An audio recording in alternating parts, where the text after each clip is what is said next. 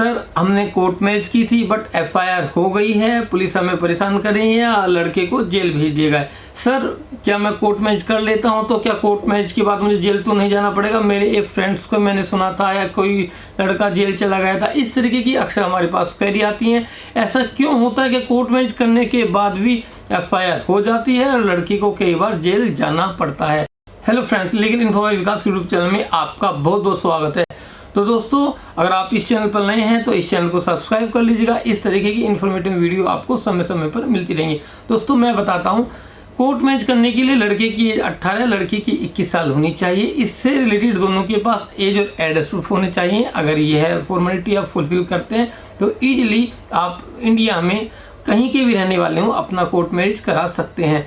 But अगर आपने family के अगेंस्ट जाकर के कोर्ट मैरिज किया, इंटरकास्ट इन कोर्ट मैरिज किया है या इंटर रिलीजन कोर्ट मैरिज किया है तो फैमिली आप नियर बाई पुलिस स्टेशन में जाकर एफआईआर लिखवा सकती है। जो एफआईआर होती है वह मिसिंग या किडनैपिंग की होती है कि लड़की को फलाने लड़के ने उठा के ले गया, अपहरण कर लिया, या लड़की बालिग तो है बट घर से गई है, सर वे तो हमारी ज्वेलरी ले गई, 5 लाख रुपए ले गई है, लड़के ने उसको बहला फुसला लिया।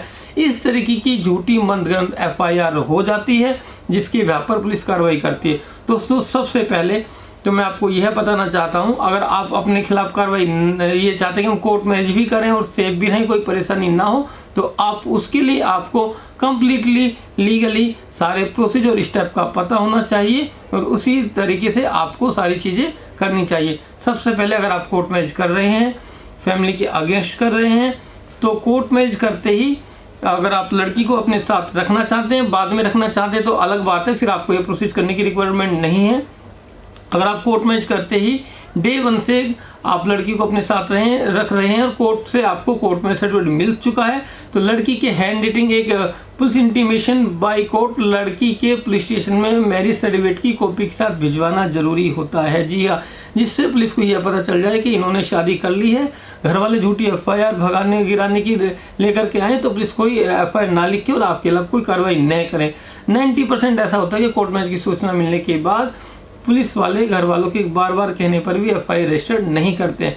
बट कई बार पैसे के लालच में आकर के या किसी के कहने के दबाव में आकर के पुलिस एफआईआर लिख लेती है परेशान करने के लिए, तो कपल परेशान हो जाता है और डर और घबरा जाता है कि कोर्ट मैरिज भी की थी, सूचना भी दी थी, एफआईआर हो गई। तो you don't worry about it. अगर किसी के साथ ऐसी सिचुएशन हो जाती है तो अक्सर पुलिस वाले कहते हैं कि थाने में आ जाओ, बयान दे दो, हमें कोई मतलब नहीं, शादी के पेपर तो आपके हमें मिल ही चुके हैं, 164 के बयान करा दो। 164 के बयान कभी भी पुलिस स्टेशन में नहीं होते हैं, इस चीज़ का ध्यान रखिए। 164 के बयान मजिस्ट्रेट के सामने होते हैं। दूसरा, कोर्ट मैरिज करने के बाद कभी भी पुलिस स्टेशन में नहीं जाना होता है। अगर नीचे के चौकी थाने वाले परेशान कर रहे हैं तो अपने नियर बाई के डिस्ट्रिक्ट में एसपी या एसएसपी ऑफिस में जाकर के आप तहरीर दे सकते हैं और उनसे सुरक्षा की मांग कर सकते हैं। दूसरा, अगर आप अपने जिले में भी नहीं जाना चाहते, आप आउट ऑफ स्टेशन रह रहे हैं और आपके अगेंस्ट एफआईआर हो गया है और पुलिस दबाव दे रही है तो इस सिचुएशन में क्या करें? दोस्तों इस सिचुएशन में आप अपने हाई कोर्ट में, जैसे यूपी का इलाहाबाद है, जयपुर का हाई कोर्ट है, दिल्ली का दिल्ली में ही है, हरियाणा का चंडीगढ़ है, इस तरीके से आप जहाँ भी आपका हाई कोर्ट है वहाँ पर रिट पिटिशन है ना और अरेस्ट पे स्टे, अगर आपके अगेंस्ट झूठा एफआईआर हुआ, अरेस्ट पे स्टे यानी पुलिस प्रोटेक्शन अपने हाई कोर्ट से जाकर लें। मैरिज सर्टिफिकेट और लड़की के बयान के आधार पर आपको इजीली 3 डेज 4 डेज में कोर्ट से पुलिस प्रोटेक्शन मिल जाएगा, जिससे जो आपके अगेंस्ट एफआईआर हुई है उसकी क्वेश्चन यानी उसकी कैंसिलेशन की रिक्वेस्ट आएगी और पुलिस आपको अरेस्ट नहीं कर पाएगी।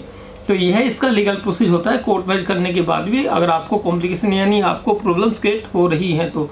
दोस्तों कोर्ट मैरिज या पुलिस प्रोटेक्शन या अन्य किसी लीगल क्वेरी अगर आपकी है तो आप दिए गए हेल्पलाइन नंबर पर मंडे टू संडे यानी 7 दिन सुबह 8 से शाम 8 बजे के बीच आप हमें कॉल भी कर सकते हैं। कृपया कॉल करने से पहले समय का ध्यान रखें, कई बार लेट नाइट कॉल आती रहती है जिसे हम अटेंड नहीं कर पाते, उसके लिए माफ़ी चाहेंगे। दूसरा, अगर आपकी कोई वैसी क्वेरी है तो आप कमेंट सेक्शन में जाकर भी आप हमें कमेंट कर सकते हैं। वीडियो अगर आपको पसंद आया तो लाइक करें, चैनल को सब्सक्राइब करें और इस इन्फॉर्मेशन को अपने दोस्तों के साथ शेयर करना न भूलें। Thank you for watching this video.